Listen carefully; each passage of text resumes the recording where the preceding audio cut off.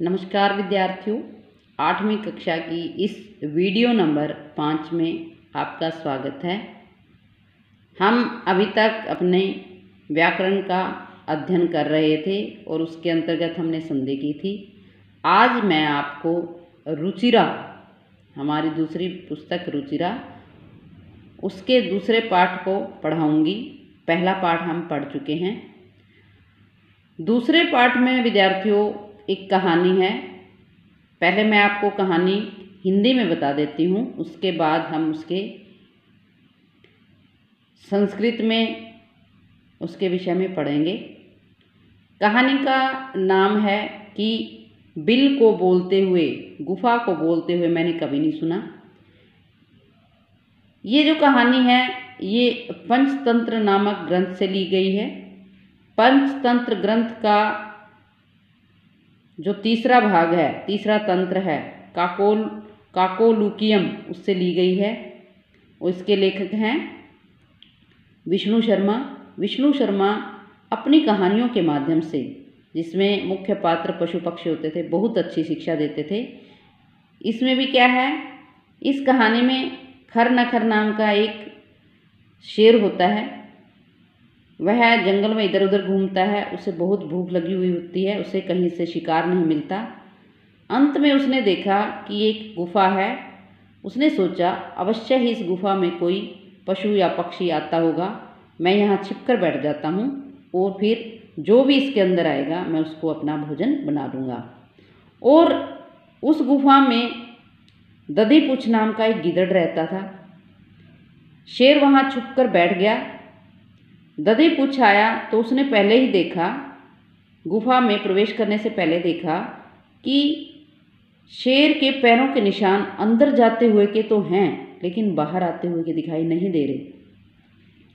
उसने अपनी बुद्धि से काम लिया। वो बाहर खड़े होकर ही आवाज़ लगाने लगा कि हे गुफा, तुमने तो मेरे साथ वादा किया था कि जब भी मैं बाहर से आऊँगा तुम मेरा आह्वान करोगे, संबोधित करोगे, मुझे बुलाओगी, और आज तुम क्यों नहीं बुला रही। और अंदर बैठा हुआ शेर यही सोच रहा था कि अवश्य ही यह गुफा अपने स्वामी का कहना मानती होगी और जब भी वो आता होगा उसको अंदर बुलाती होगी। तो कहता है कि मैं ही क्यों नहीं गुफा बनकर मैं ही बोलता हूँ। वो जैसे ही गुफा बनकर बोलना चाहा शेर ने, तो उसकी गर्जना से सारी गुफा गूंज उठी। तो अब गीदड़ को पक्का विश्वास हो गया कि इसके अंदर शेर ही है।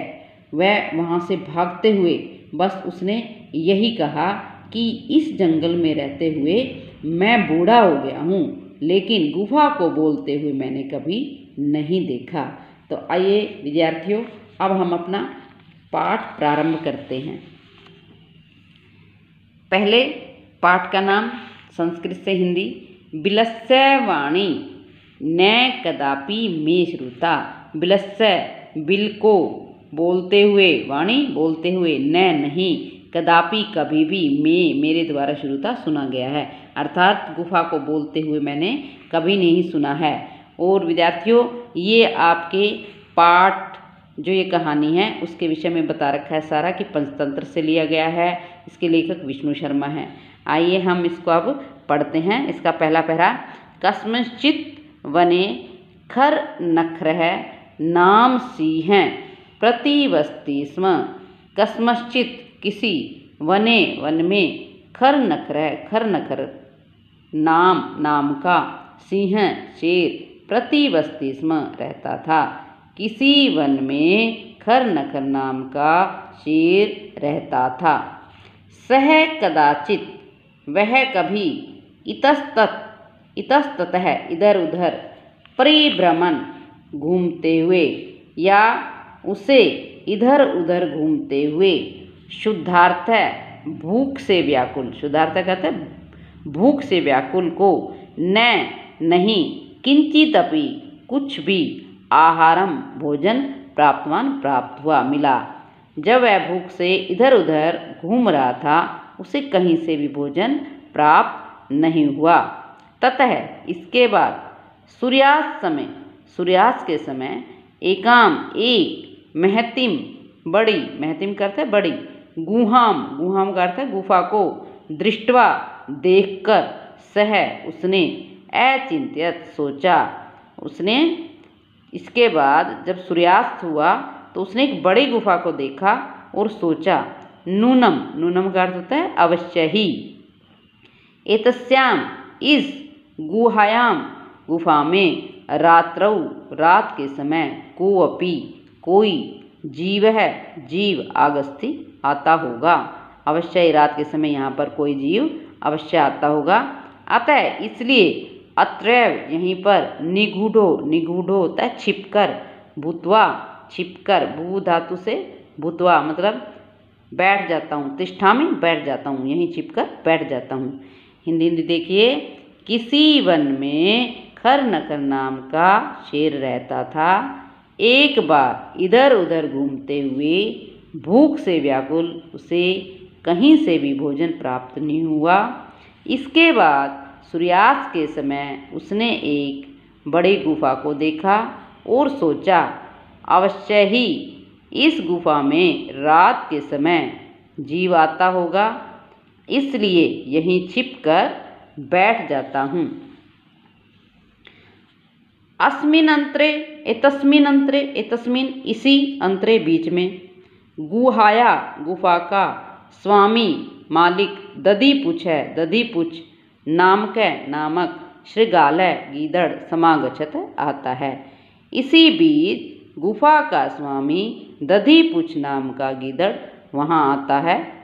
स च यावत, और उसने, यावत जैसे ही, पश्यति देखा, और उसने देखा, तावत सिंह पद पदति, की सिंह पद पदति, शेर के पद पैरों के, पदति चिन्ह या निशान, शेर के पैरों के निशान, गुहायाम, गुफा में, प्रविष्टा दृश्यते, प्रवेश होते हुए दिखाई तो दे रहे हैं।